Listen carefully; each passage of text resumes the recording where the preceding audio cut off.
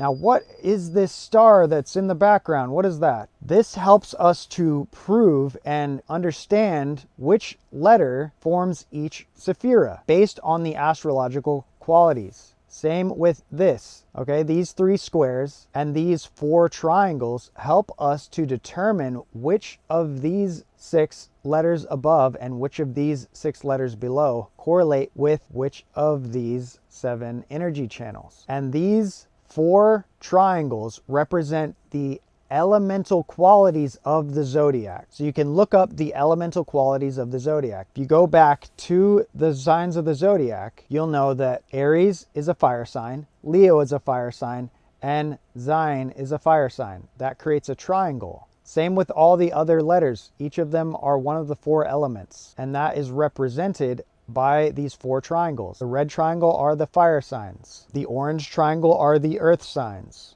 The violet triangle are the air signs.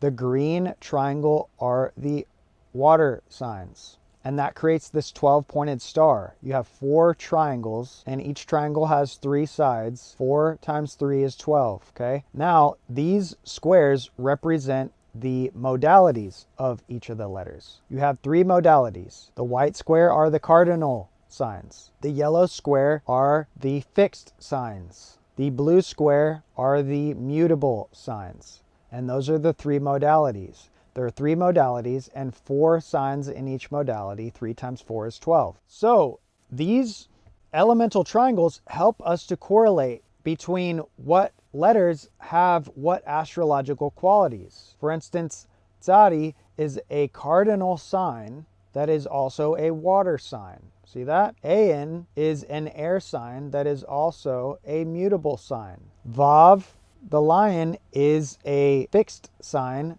that is also a fire sign. Chet is an earth sign that is also a mutable sign. Samek is a cardinal sign that is also an air sign. Tet, the scorpion, is a water sign that is also a fixed sign. And so on and so forth. You can pause this video and look between these 2 types of shapes, the triangles and the squares, and figure out which astrological sign is which modality and which element. And you can look that up yourself and verify that this is not incorrect.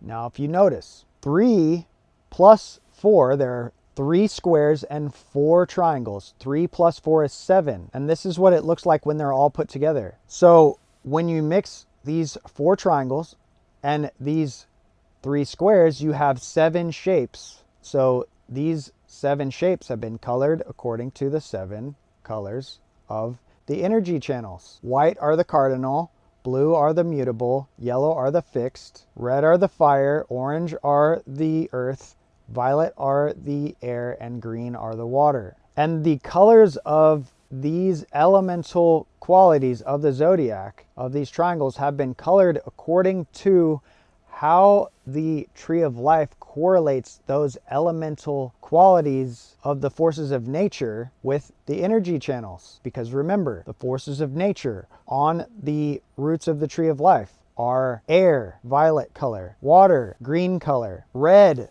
fire color, orange, earth color.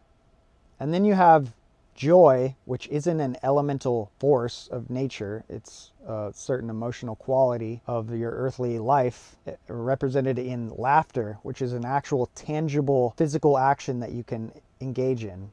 And then there's life force energy, which is ether, like was written about by Epiphanius. You have air, water, fire, earth, ether, and you have joy, and you have Mother Earth. And these are the 7 objects that the Essenes would worship.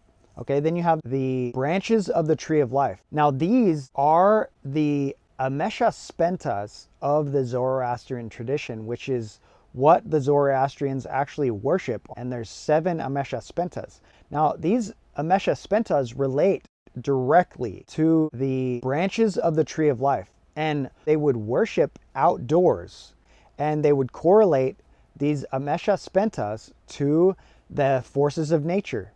They would connect with the water and the sunlight and the air and the soil, just like the roots of the tree of life. Spenta Mainu is the beneficent spirit. which is directly related to Hashem Yahweh, our creator. That's what the Zoroastrians actually called the creator. Spentamainu is a name for the creator. Now, Asha, truth, that relates to wisdom.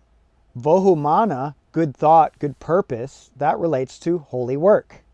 Exatra, Virilia, dominion, that relates directly to power. Armaita is related to love, the angel of love. And then you have wholeness, perfection, Harvatat. And that relates directly to the word and the definition of the word for peace. The Hebrew word for peace is shalom. And the definition of shalom, it's not just not being at war. It's actually a state of complete wholeness and perfection in which there is no discord, no disease, no disharmony. It's a state of complete wholeness and completeness. And then you have Ameritat, which is immortality. So that relates directly to the angel of eternal life. Okay, you have holy work, power, love, peace, eternal life, wisdom, and the center branch which connects to Hashem Yahweh, our creator, which is mother and father, son and daughter, the pattern of creation, represented by 4 letters. Father, mother, son, daughter.